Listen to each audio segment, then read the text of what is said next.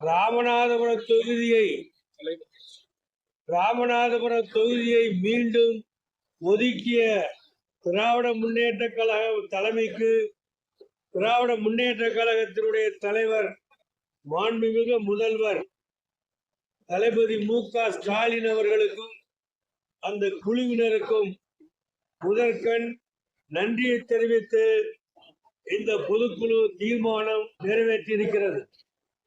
இரண்டாவதாக, மத்தியிலே ஆளக்கூடிய பாரதிய ஜனதா கட்சி அரசு இந்திய மக்களை மத அடிப்படையில் பிரித்து வேறுபடுத்தி ஜனநாயக நடைமுறைகளை, இந்திய அரசியல் சாசன சம்பிரதாயங்களை 75 ஆண்டு காலமாக இந்திய நாட்டில் பின்பற்றக்கூடிய நடைமுறைகளை எல்லாம் சிதைத்து குலைத்து ஒரு அராஜகமான ஆட்சியை நடத்தி கொண்டிருக்கிற காரணத்தினாலே அந்த ஆட்சிக்கு ஒரு முடிவு கட்டக்கூடிய வகையில்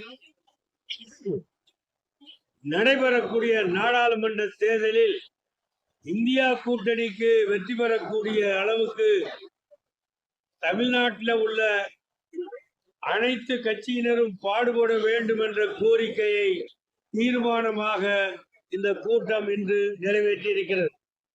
அந்த தொகுதியில் தொடர்ந்து பணியாற்றி தொகுதி மக்களுடைய நன்மதிப்பையும் பெற்று அனைத்து கட்சிகளுடைய வரவேற்பையும் பெற்று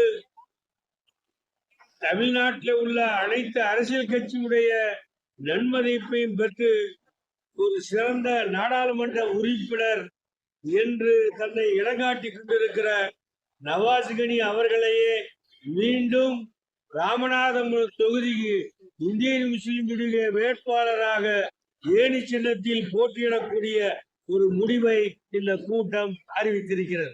தமிழ்நாட்டில் உள்ள மதச்சார்பற்ற முற்போக்கு கூட்டணி தலைமை தாங்கிற திராவிட முன்னேற்ற கழகம் ஆனாலும் சரி, அந்த கூட்டணி இடம்பெற்றிருக்கிற அரசியல் கட்சிகள் அனைத்துமே இந்த கூட்டணி வெற்றி பெற வேண்டும் என்பதோடு தமிழ்நாட்டில் மட்டுமல்ல இந்தியா முழுவதிலும் இந்தியா கூட்டணியில் இடம்பெற்றிருக்கிறார்கள்.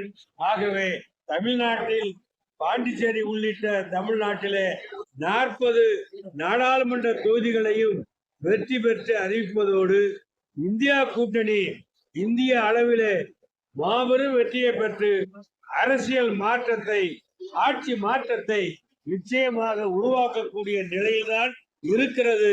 அதுல எந்த சந்தேகமும் இல்லை என்பதுதான் தெளிவான உண்மை.